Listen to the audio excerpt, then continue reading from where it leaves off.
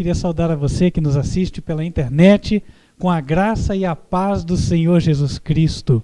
Que Deus abençoe grandemente a tua vida, que Ele possa estar guiando todos os teus caminhos. Em especial agora, que Ele te dê paz de espírito e de mente, para que você possa, com o coração descansado, assistir e entender a palavra de Deus.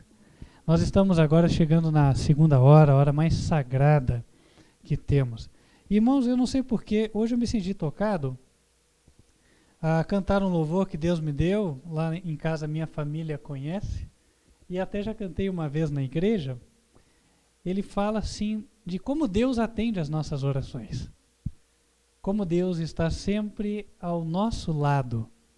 E eu queria cantar, vou cantar a capela mesmo, e você que está nos assistindo, você que nos assiste pela internet, que possa meditar na letra e deixar Jesus falar ao teu coração. O hino diz assim: no santuário de Deus, sobre o trono de graça, o Todo-Poderoso se inclina. Atento está para escutar o frágil som da voz chegar do pecador que ora, insiste em clamar.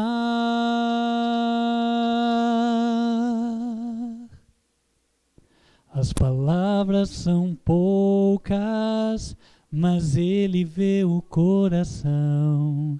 O que ninguém entende, ele sabe a interpretação. Atende a voz da alma, já sabe a solução. Dá ordem aos seus anjos, vão trazer libertação. Deus atende o clamor do humilde pecador,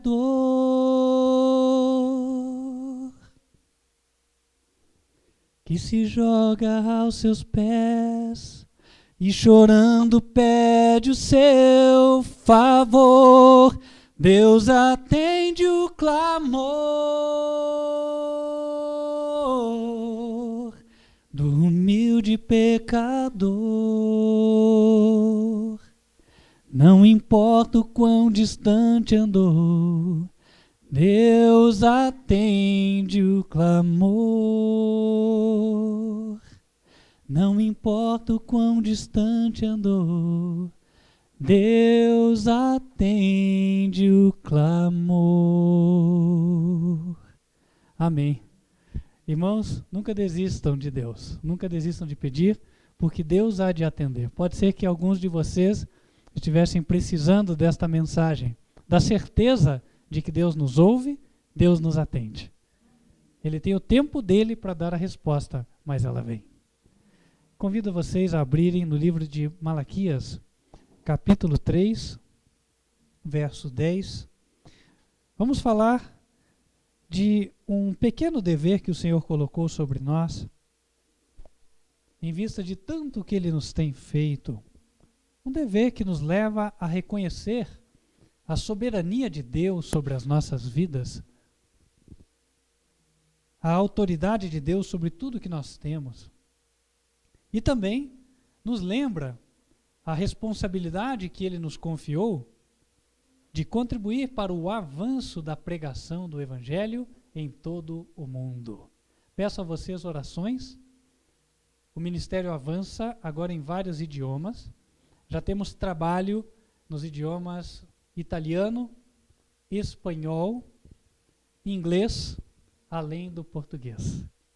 Então, peço aos irmãos que estejam orando, porque existem vários projetos nestes idiomas avançando, e creio que muitas almas serão atingidas por meio deste projeto. Muitas pessoas receberão os estudos bíblicos. Já temos toda a nossa mensagem em forma de perguntas e respostas sendo passada para esses idiomas, razão pela qual nós vamos ter uma colheita de almas também de países que falam esses idiomas. Amém? Irmãos, para dar avanço à obra de Deus são necessários recursos. E o Senhor disse no verso 10 que devemos trazer os dízimos à casa do tesouro para que haja o mantimento, ou seja, o pão da palavra de Deus na sua casa. Depois que nós fizermos isso, podemos fazer prova de Deus. Se Ele não vai abrir as janelas do céu e não vai derramar sobre nós uma bênção tal que nos venha a maior abastança. A casa do tesouro não é qualquer igreja, é o lugar onde prega-se a verdade da Bíblia. Onde se prega doutrinas de homens, isso não é a casa do tesouro. Porque no mesmo livro de Malaquias, o Senhor fala que os sacerdotes que receberiam aquele dinheiro seriam responsáveis por ensinar os 10 mandamentos ao povo. Malaquias 2, verso 7.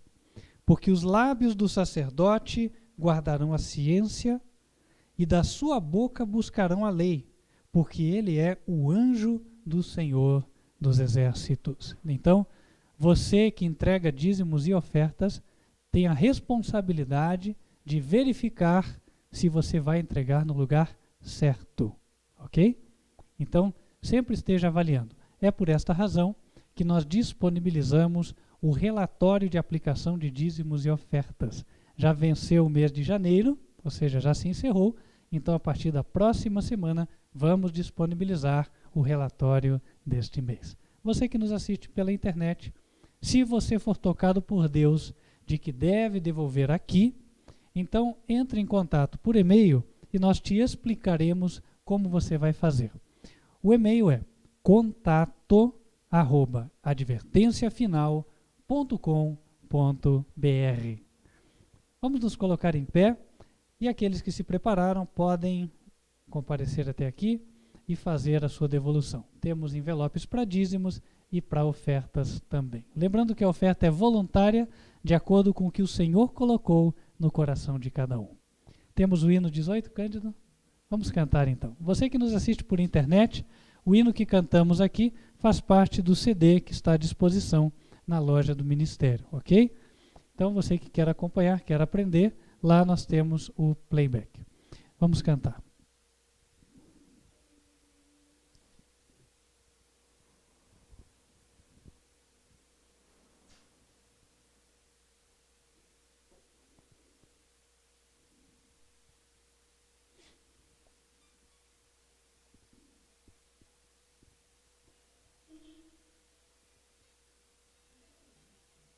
Ok?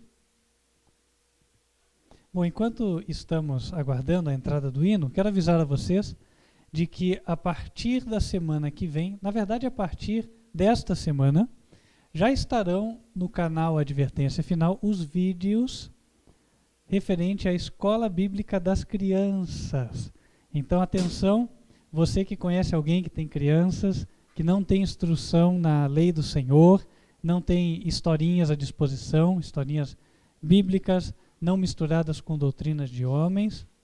Você que nos assiste pela internet e gostaria que os seus filhos recebessem uma mensagem de Deus, uma mensagem com a verdade pura.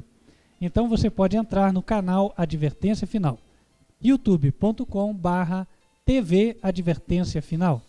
Ali você pode colocar o vídeo para os teus filhos e ficar descansado. Eles vão estar assistindo algo de qualidade, algo que vai edificar a sua moral, vai auxiliá-los a serem mais obedientes e, o principal, submissos a Jesus. Amém? Então, queridos, vocês que sabem agora do canal, divulguem para aqueles que têm crianças, porque hoje as crianças precisam de uma instrução correta, uma instrução bíblica. Amém? Amém. Cândido, como é que estamos aí? Não quer sair o som? Estamos com um problema técnico. Ok, vamos cantar então a capela. Coloque-se em pé, por gentileza.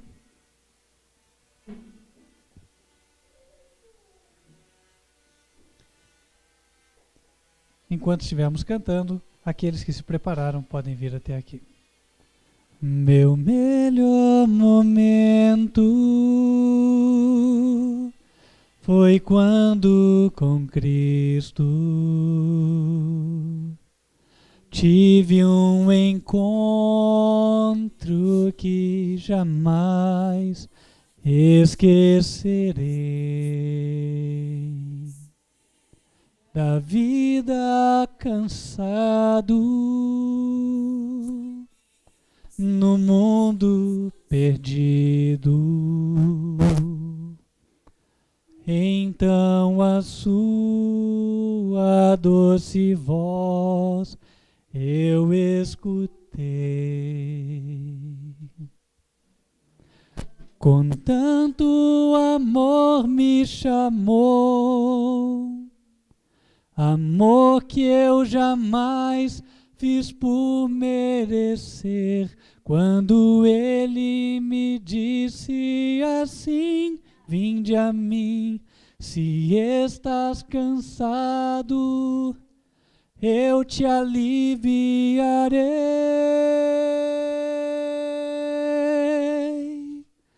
Com tanto amor me atraiu, com tanto amor que eu não resisti, chorando minha vida a ele entreguei. Meu melhor momento foi quando o encontrei. Amém. Glória a Deus. Vamos nos colocar de joelhos, pedir as bênçãos sobre aqueles que dizimaram e ofertaram, os que não puderam fazê-lo e sobre as contribuições. Ó grande Deus, nós pedimos que o Senhor venha abençoar a cada um daqueles que compareceram nesta reunião, que o Senhor venha prosperar a vida de cada um, de acordo com o que o Senhor sabe ser o melhor. Aqueles que receberam capacidade de administrar mais, que o Senhor lhes dê em abundância. Aqueles que o Senhor entende que é melhor que tenham menos, que assim o seja, mas, Senhor, que para ninguém haja falta. E assim todos tenham com o que contribuir com a tua obra e auxiliar os pobres, além de terem o suficiente para suas famílias e suas casas. Nosso Senhor, pedimos que abençoe estas contribuições. Que do pouco o Senhor possa fazer muito. Seja bem administrado, que os contratos sejam bem negociados, a fim de que o máximo possa ser feito. E assim, Senhor, o Evangelho chegue a toda nação, tribo, língua e povo. Abençoa-nos nesta segunda hora. Venha falar aos nossos corações. Ensina-nos o teu caminho, para que nós não nos desviemos dele. Te rogamos estas bênçãos, em nome de Cristo Jesus. Amém. Queridos irmãos, a mensagem de hoje tem o seguinte título: O segredo da vitória. O segredo da vitória. Quão importante é saber isso numa época em que todos nós enfrentamos lutas espirituais, não é verdade? Quando chega o momento dos testemunhos, além dos agradecimentos, que obviamente são mais do que bem-vindos, nós ouvimos também muitos pedidos de oração. É sinal de que o inimigo não está dormindo. Mas nós temos ao nosso lado quem é mais poderoso do que o inimigo. Temos o Senhor Jesus. Ocorre que, mesmo assim, muitos se queixam. Nós precisamos saber qual é o segredo da vitória, a fim de que não tenhamos do que nos queixar. E sim, só tenhamos o que agradecer. Irmãos, a Bíblia nos cita vários exemplos de batalha, principalmente no Velho Testamento. Batalhas de armas entre o povo escolhido de Deus, o povo de Israel, e o povo pagão, seja ele qual for. Cada época era um povo distinto. E as batalhas, elas tinham diferentes resultados. Por que Deus coloca tantas histórias de guerra na Bíblia? Será que ele se deleita na guerra? Claro que não.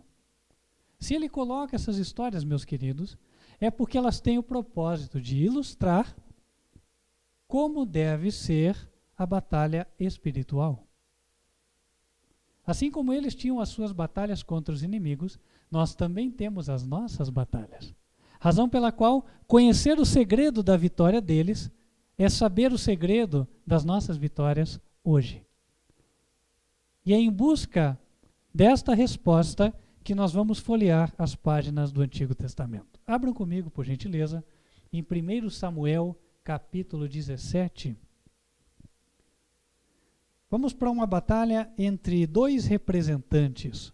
Um representante do governo de Deus, do povo de Deus, e outro representante do governo pagão, do povo que não temia o Senhor. 1 Samuel, capítulo 17.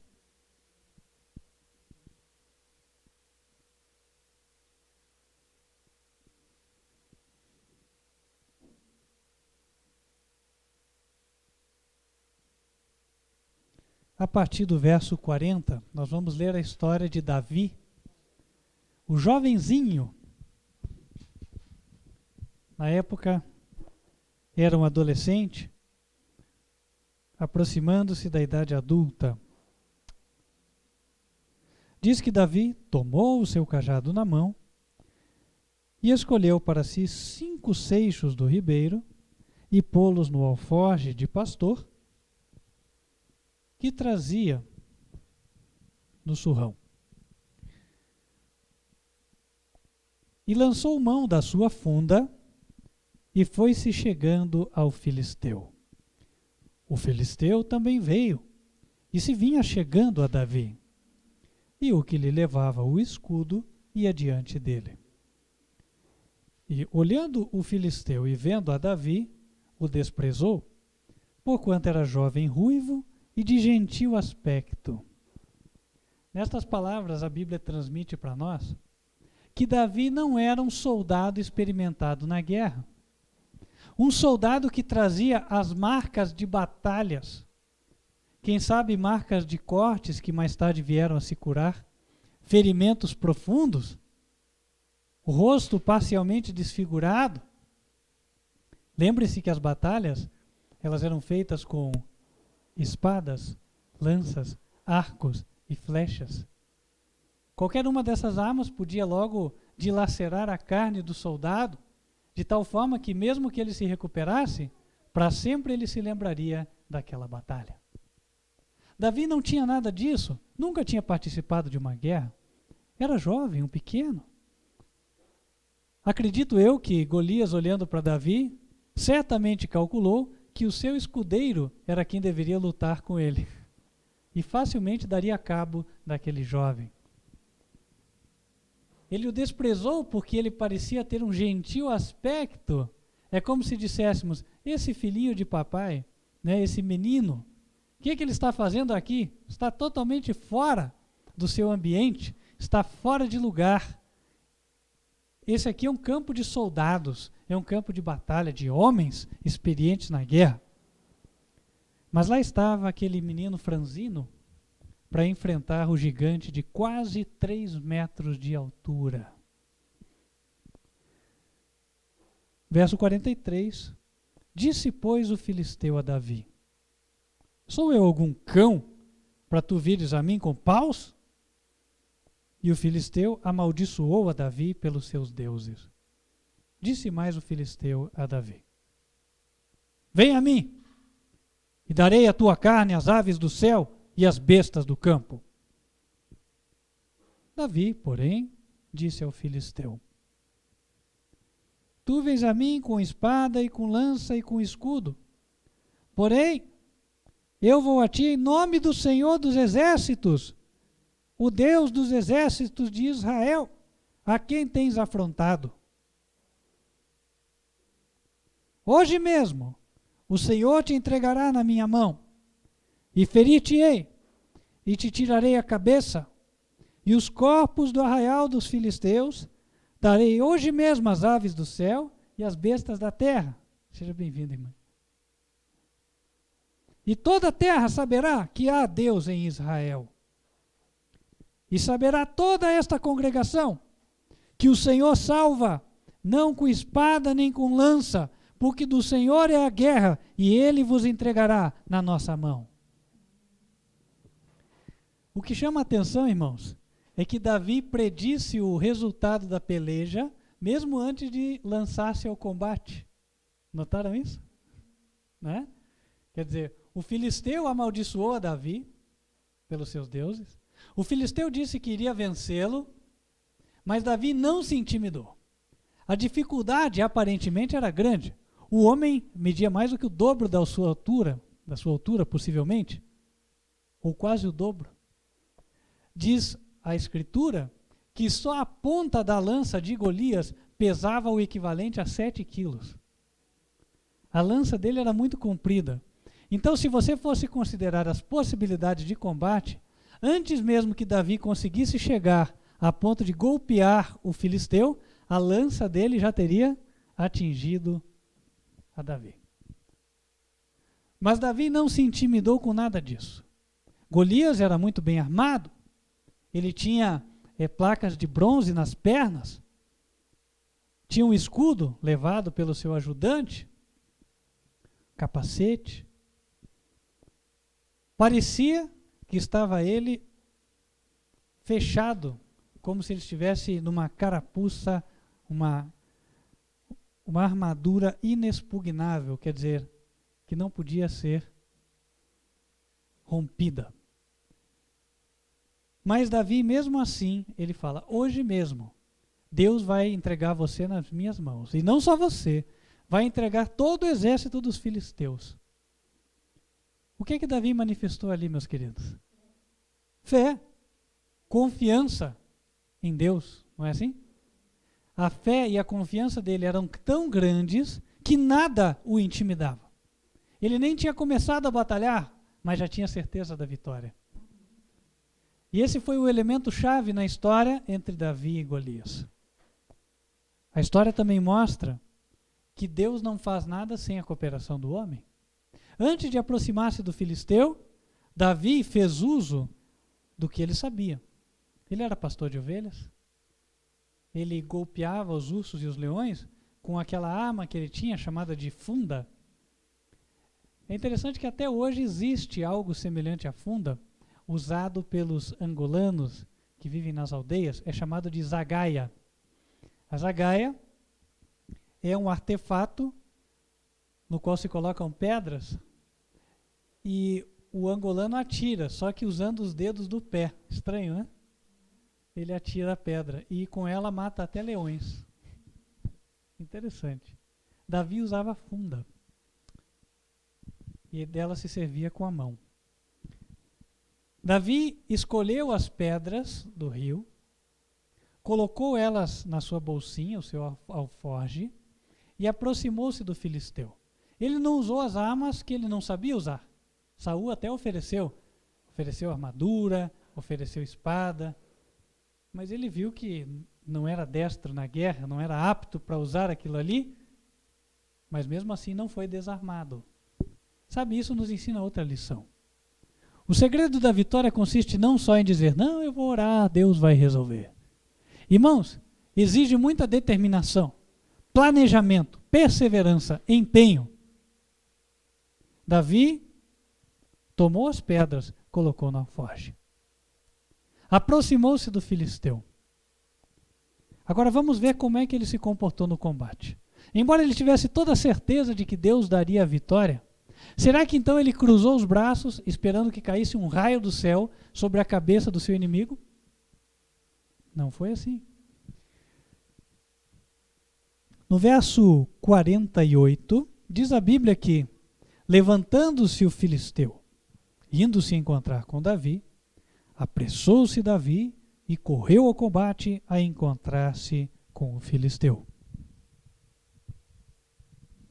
E Davi meteu a mão no alforje e tomou dali uma pedra e com a funda lhe atirou e feriu o filisteu na testa. E a pedra se lhe cravou na testa e caiu sobre o seu rosto em terra. Assim, Davi prevaleceu contra o filisteu com uma funda e com uma pedra. e feriu o filisteu e o matou sem que Davi tivesse uma espada na mão. Pelo que correu Davi, pôs-se em pé sobre o filisteu, tomou a sua espada e tirou-a da bainha, e o matou e lhe cortou com ela a cabeça. Vendo então os filisteus que o seu campeão era morto, fugiram. Outro detalhe, irmãos. Davi usa o instrumento que ele manejava, a funda. Fez um arremesso certeiro, atingiu o alvo, a testa do seu inimigo, a cabeça. Aquela pedra atingiu a cabeça, fez o seu inimigo cambalear e cair. Em seguida, o que fez Davi? Não perdeu tempo. Imediatamente correu para cima do filisteu, arrancou a sua espada e terminou o serviço. Isso nos ensina uma outra lição. Nós devemos avançar o tão rápido quanto as circunstâncias nos permitam. Qualquer brecha que o inimigo der para que nós possamos avançar e ter a vitória, nós temos que aproveitar. Se ele abriu 10 centímetros a porta, vamos enfiar o pé. E aí vamos avançar. Entendem, irmãos? Não se enfrenta e vence o inimigo com espírito de desânimo e de covardia. Nós enfrentamos com coragem e com determinação. E quando nós somos resolutos em dizer o que vai acontecer agora, que é o Senhor quem vai comandar e que o diabo não vai ter chance aqui, aqueles que estão influenciados pelo inimigo retrocedem. Entendem, irmãos? Nada vai deter aquele homem de fé, aquela pessoa que anda confiando em Deus. A fé, ela é demonstrada pelas obras, porque senão não existe fé. E no caso de Davi, ela foi plenamente demonstrada. Davi feriu o filisteu. Quem sabe ele poderia ficar olhando para ver se o filisteu ia levantar, pensando, bom, eu sei usar a funda. Se ele levantar, eu dou mais uma. Né? Mas ele não foi assim, irmãos. Seria uma atitude covarde. O mais difícil já tinha sido feito. Não é verdade? Um anjo, com certeza, guiou a mão de Davi para acertar aquela pedra no único lugar vulnerável do gigante. O gigante tinha deixado a testa desprotegida. Era o único lugar onde aquela pedra poderia entrar e derrubá-la. E foi justamente para lá que Deus guiou. Aí nós vemos a mão divina. Davi fez o que ele podia. Tinha a arma na mão, enfrentou o gigante, correu para cima dele e atirou. Deus fez o que Davi não poderia. Fez aquela pedra cravar-se no crânio daquele inimigo. Quando o inimigo cai, Deus não terminou o serviço. Agora cabia a Davi. Davi tomou a espada e degolou o gigante. Aí sim, houve a vitória completa. Irmãos, o segredo da vitória está em fé, está em agir. Fé sem ação não é fé. É qualquer outra coisa menos fé. Não é fé bíblica. Não, mas se a pessoa acreditar, eu creio em Jesus, mas eu nunca venço, então não há fé. Porque se houver fé em Jesus, vai haver vitória. Não tem como haver fé e não haver vitória, porque se houvesse fé sem vitória, nós teríamos que admitir que Deus é mais fraco do que o diabo. Isso não é verdade. Deus é o Todo-Poderoso. O próprio nome já indica que Ele é invencível. E se alguém toma o seu braço, se alguém se apodera da força de Deus, ele também é invencível. Irmãos, aqui nós vemos um elemento que compõe o segredo da vitória. A fé verdadeira. Fé não é profissão de crença. Profissão de crença é, eu acredito, mas não sei por que não funciona comigo, funciona com os outros. Isso é profissão de crença. Fé, ela contém a substância, ela traz consigo o poder de Deus, ela move montanhas, ela abre o mar, ela destrói os inimigos. Ela rompe as barreiras e não tem nada que pare diante dela. Agora nós vamos acompanhar um outro caso, para nós conhecermos um outro elemento da vitória. Queria convidar vocês para assistirem comigo, por meio da Bíblia, um pouquinho da história do rei Ezequias. Quem já ouviu falar do rei Ezequias? Muitos de vocês, né? E o rei Ezequias, tem muitos capítulos bonitos na sua história. E nós queríamos aqui falar de um desses capítulos. Encontra-se em 2 Reis.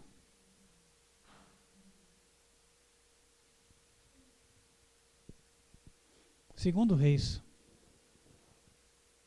capítulo 18.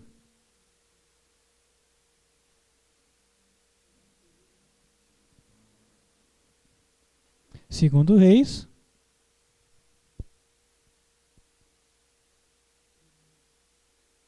capítulo 18.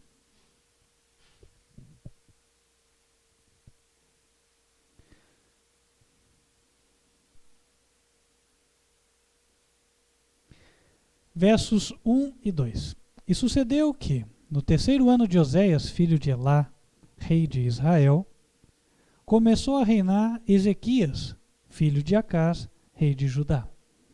Tinha 25 anos de idade quando começou a reinar, e 29 anos reinou em Jerusalém. O nome de sua mãe, Abi, filha de Zacarias. E fez o que era reto aos olhos do Senhor, conforme tudo o que fizera Davi, seu pai.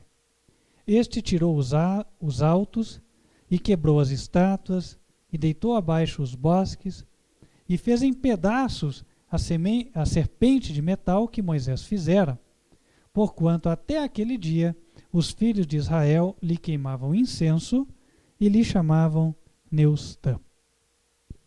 No Senhor, Deus de Israel, confiou, de maneira que, depois dele, não houve seu semelhante entre todos os reis de Judá, nem entre todos os que foram antes dele. Porque se chegou ao Senhor, não se apartou de após ele e guardou os mandamentos que o Senhor tinha dado a Moisés. Assim, foi o Senhor com ele. Para onde quer que saía, se conduzia com prudência, e se revoltou contra o rei da Assíria e não o serviu. O rei Ezequias tomou a resolução de obedecer a Deus. Foi fiel ao Senhor. Aqui diz que ele chegou, inclusive, a ordenar a destruição da serpente de bronze, que era adorada até aquele momento, venerada, e as pessoas chamavam ela de Neustã. Vale a pena fazermos um parênteses nesse ponto aqui. Até o dia de hoje, quando dizemos, o 2º mandamento proíbe a veneração de esculturas, de imagens de escultura, a resposta de alguns clérigos católicos, ela é que, mas Deus mandou fazer a serpente de bronze. Então, ele autorizou as imagens. Aqui está a comprovação bíblica de que Deus não sancionou a veneração de imagens. Notem que eu estou usando a palavra veneração e não adoração. Porque se disséssemos adoração, eu já sei que iam nos responder assim, mas ninguém adora a imagem. Eles só veneram, porque ela é só um representativo. Pois então Deus mandou destruir o representativo, porque o representativo estava se tornando o fim para aqueles crentes. Eles estavam olhando para aquela imagem como se ela tivesse virtude. Irmãos, hoje em dia quando se faz procissões, quem vai à frente da procissão? Não é a imagem? Então, se considerassem ela apenas um símbolo, seria necessário que ela fosse à frente? Não. Pois se você tem fé no verdadeiro, não basta, não é necessária a imagem, digo. A fé é a certeza das coisas que se esperam e a convicção dos fatos que não se veem. Hebreus capítulo 11, verso 1. Bíblia Católica, pode ler.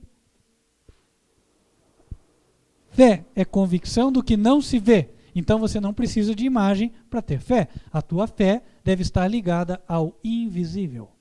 Mas voltando aqui. Ezequias obedeceu a Deus. Ezequias procurava nas pequenas coisas andar em conformidade com a vontade do Senhor. Ezequias era o exemplo daquela dona de casa que procura conduzir a sua casa de maneira a agradar a Deus.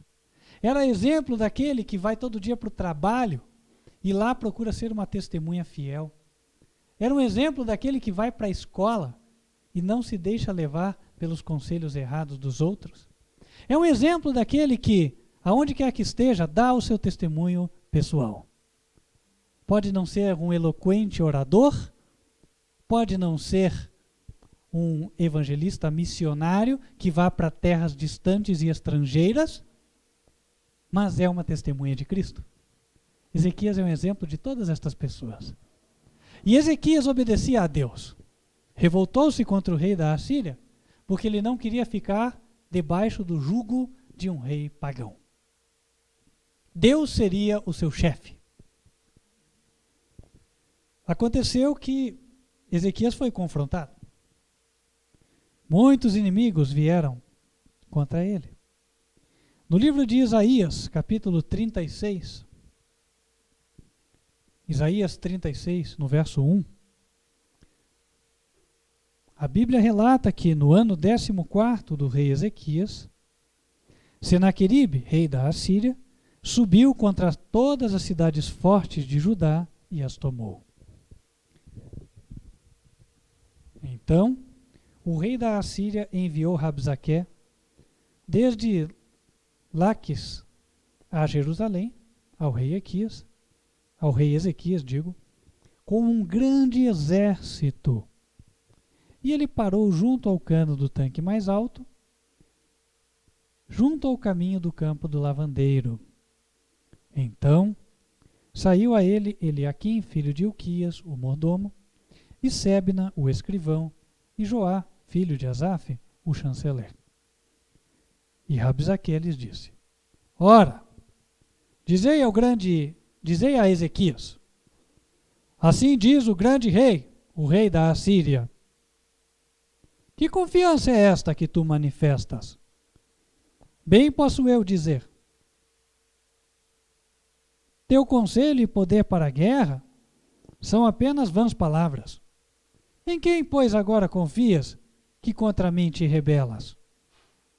Eis que confia naquele bordão de cana quebrada, a saber, no Egito, que se alguém se apoiar nele, lhe entrará pela mão e lhe furará. Assim é Faraó, rei do Egito, para com todos os que nele confiam. Mas se disseres, no Senhor nosso Deus confiamos, porventura não é esse aquele cujos altos e cujos altares Ezequias tirou? E disse a Judá e a Jerusalém: perante este altar vos inclinareis? Ora, pois dá agora aos reféns do meu senhor, ao meu senhor, o rei da Assíria, dá reféns a ele, diz. E dar-te-ei 2.000 cavalos, se tu puderes dar cavaleiros para eles. Como? Não podendo tu voltar o rosto a um só príncipe dos mínimos do servo do meu senhor? Confias no Egito por causa dos carros e cavaleiros. Subi eu agora, sem o Senhor, contra esta terra para destruí-la? O Senhor mesmo me disse: sobe contra esta terra e destrói-a. Então disse Eliaquim e Sebna e Joá a Rabsaque: pedimos-te que fale aos teus servos em siríaco, porque bem o entendemos, e não nos fale em judaico aos ouvidos do povo que está sobre os muros. Mas Rabsaque disse: porventura mandou-me o meu senhor só ao teu senhor e a ti para dizer estas palavras? e não antes aos homens que estão assentados sobre os muros, para que comam convosco o seu esterco e bebam a sua urina? Rabsaque, pois, se pôs em pé e clamou em alta voz em judaico e disse: ouvi as palavras do grande rei, do rei da Assíria. Assim diz o rei: não vos engane, Ezequias, porque não vos poderá livrar. Nem tampouco Ezequias vos faça confiar no Senhor, dizendo: infalivelmente nos livrará o Senhor, e esta cidade não será entregue nas mãos do rei da Assíria. Não deis ouvidos a Ezequias, porque assim diz o rei da Assíria: aliai-vos comigo e saí a mim, e coma cada um da sua vide e da sua figueira, e beba cada um da água da sua cisterna, até que eu venha e vos leve para uma terra como a vossa, terra de trigo e de mosto, terra de pão e de vinhas. Não vos engane, Ezequias, dizendo: o Senhor nos livrará. Porventura os deuses das nações livraram cada um a sua terra das mãos do rei da Assíria? No verso 21 diz que eles se calaram, não responderam palavra, porque havia um mandado do rei dizendo: não lhe respondereis. Depois de receber tantas afrontas, Ezequias, diz o capítulo 37, verso 1, rasgou as suas vestes, se cobriu de pano de saco e entrou na casa do Senhor. E aí enviou seus mensageiros até Isaías, o profeta. E foi quando eles disseram: olha, será que o Senhor ouviu as palavras de Rabsaque? Hoje é dia de angústia para nós, de vitupérios, de blasfêmias, porque são chegados os filhos do parto, e nós não temos força para dar à luz. Essa expressão mostra que eles chegaram a uma crise a qual eles se viam sem forças para enfrentar. Só que eles tinham feito tudo o que o homem podia fazer antes. Eles obedeceram ao Senhor, eles se rebelaram contra o rei da Assíria, eles se prepararam. E agora restava confiar em Deus. Então, foi quando Isaías respondeu, está no verso 6, assim direis a vosso amo, a Ezequias, assim diz o Senhor: não temas à vista das palavras que ouviste, com as quais os servos do rei da Assíria de mim blasfemaram. Eis que porei nele um espírito, e ele ouvirá um rumor e voltará para a sua terra. Falo-ei cair morto a espada na sua terra. Irmãos, ainda neste capítulo 37, no verso 36, nós vemos o que Deus fez com os inimigos. Então saiu o anjo do Senhor e feriu no arraial dos assírios a 185.000. E quando se levantaram pela manhã cedo, eis que tudo eram corpos mortos. Assim, Senaqueribe, rei da Assíria, se retirou e se foi e voltou e ficou em Nínive. E sucedeu que, estando ele prostrado na casa de Nisroque, seu Deus, Adrameleque e Sarezer, seus filhos, o feriram à espada, e eles fugiram para a terra de Ararate, e Esaradom, seu filho, reinou em seu lugar. Irmãos, Ezequias conheceu uma grande vitória da parte de Deus. Ele nem sequer precisou levantar a espada. O anjo do Senhor foi e dizimou o exército inimigo. Agora, por que isso aconteceu? Será que aconteceu por acaso? Eu não quero cansar os irmãos, mas a Bíblia fala, em 2 Crônicas, capítulo 36, que nem sempre foi assim.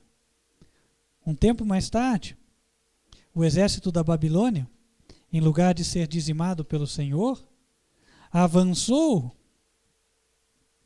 sobre Jerusalém, venceu a cidade e a destruiu.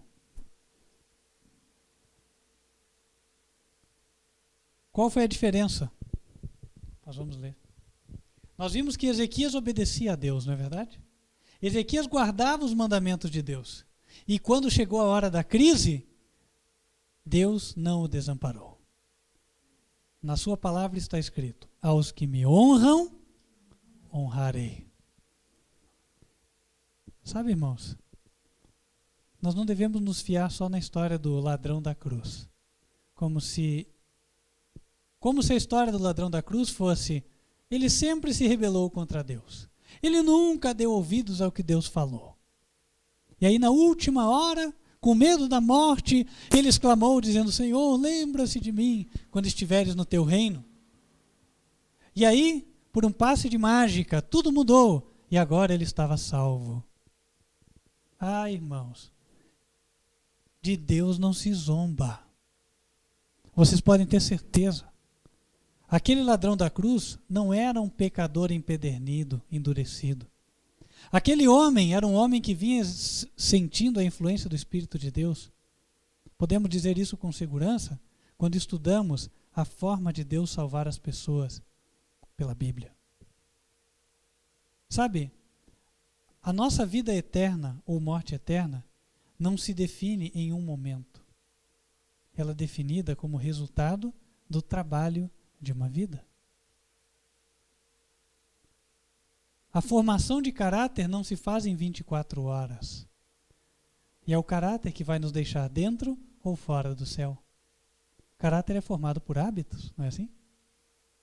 Então, sabe, nós não podemos deixar para amanhã se Deus está nos tocando hoje.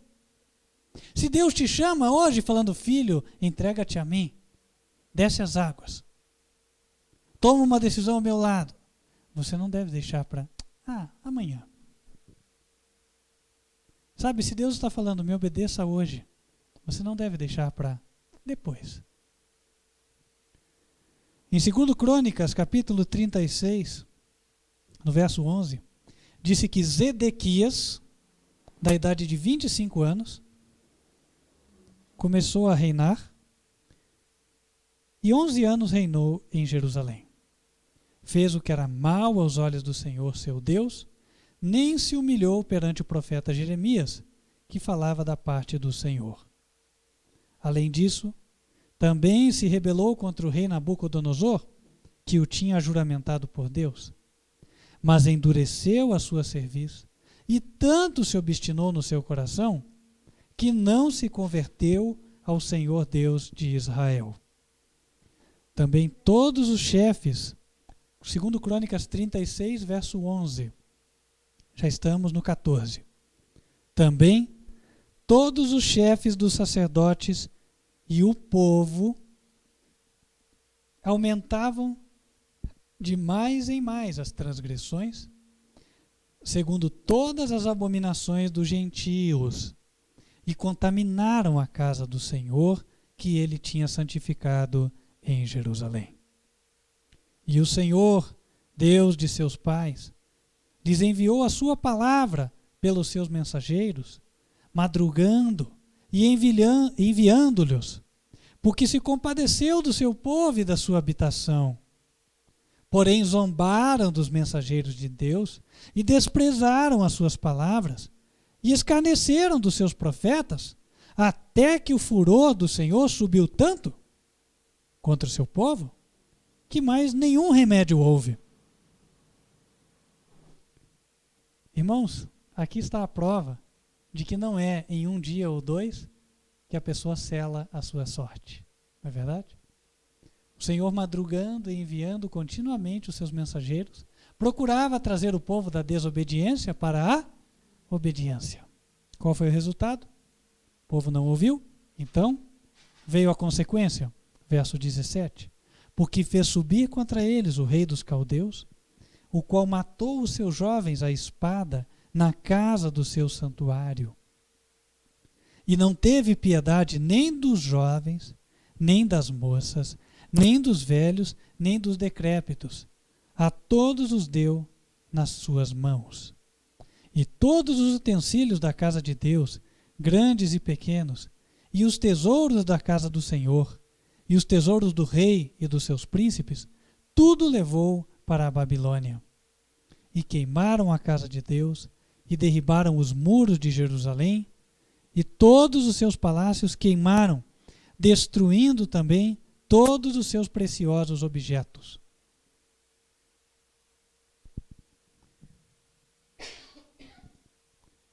Dois reis da mesma nação. Duas histórias completamente distintas.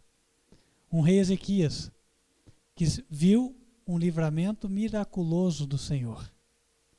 O Senhor pelejou por eles e destruiu todo o exército inimigo.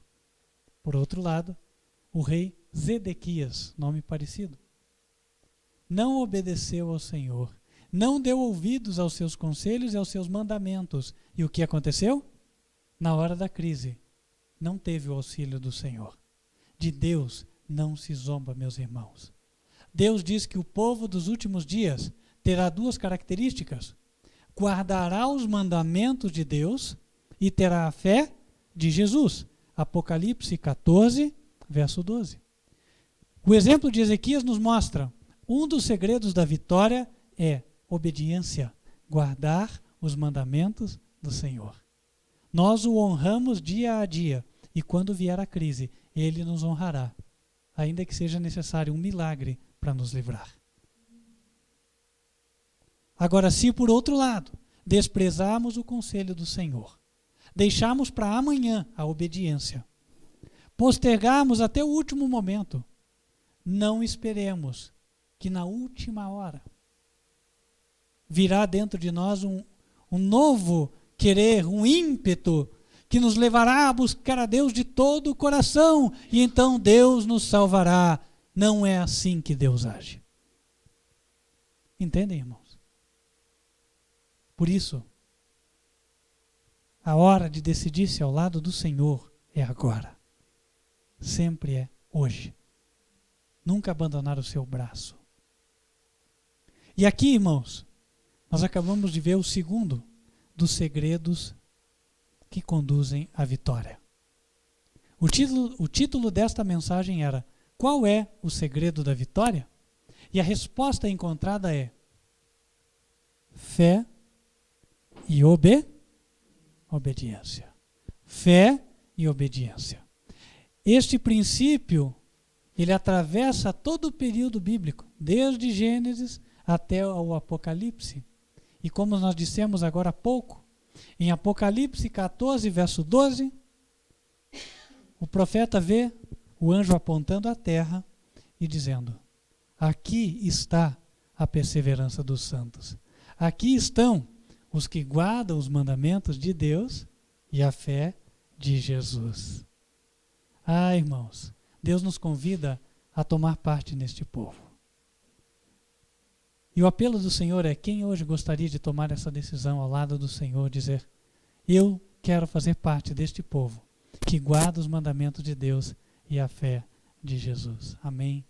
Glória a Deus. Atenção você que Jesus está chamando. Você que ainda não tomou a decisão de descer as águas, não perca a sua oportunidade. Deus sabe que sempre agora é o momento justo. Nunca deixe para amanhã. Não espere. Porque você não sabe como vai ser o dia de amanhã. Queridos irmãos, vamos orar agora e pedir que Deus escreva nos nossos corações os seus mandamentos. E que Ele nos conceda esta fé que vai nos dar a vitória. Porque com ela nós havemos de chegar até o final. Vamos nos ajoelhar?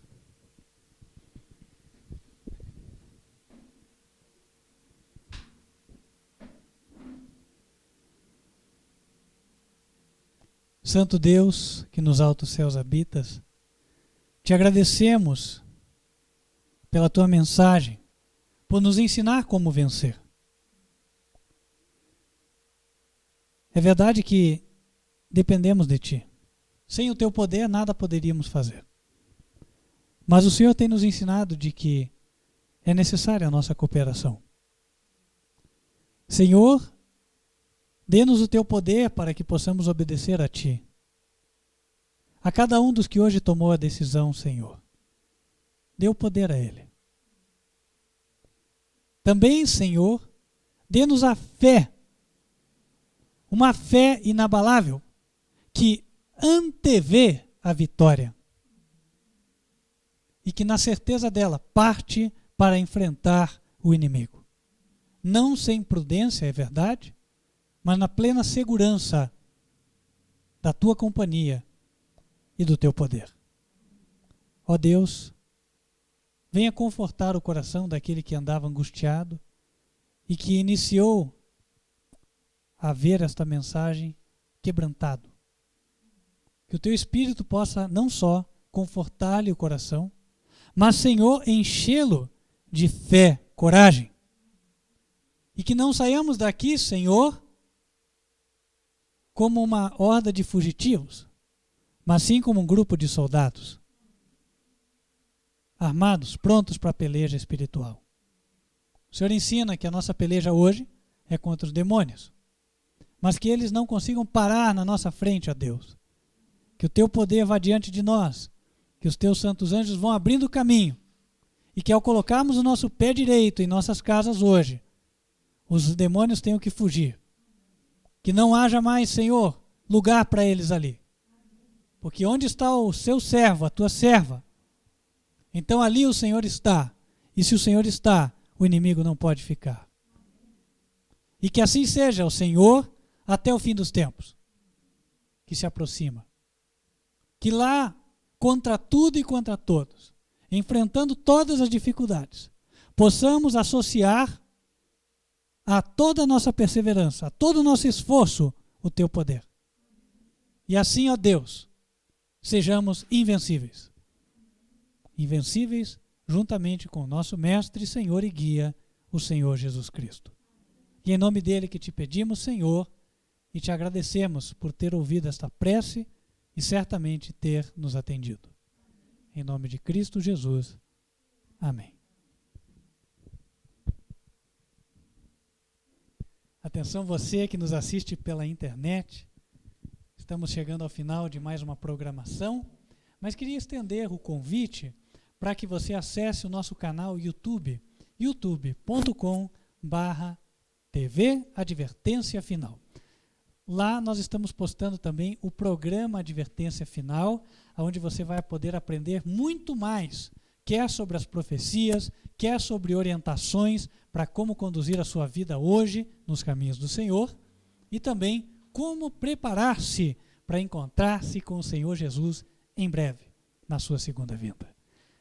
Você também que tem crianças, atenção, coloque elas diante da tela. Nós vamos postar a partir desta semana as lições de escola bíblica para criança, transmitidas em vídeo. Então, coloque lá a sua criança. Eu tenho certeza de que o Espírito de Deus vai influenciá-la e você vai estar guiando ela nos caminhos do Senhor. Nosso próximo encontro é quarta-feira, a partir de 8h20 da noite, horário de Brasília. É o horário em que a transmissão se inicia ao vivo e você pode assistir às outras pregações por meio do nosso canal YouTube.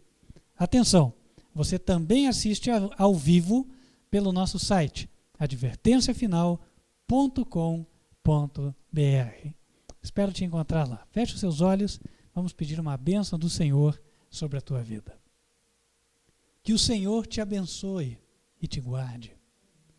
Que o Senhor faça resplandecer o seu rosto sobre ti e de ti tenha misericórdia. Que o Senhor levante sobre ti o seu rosto e te dê a paz.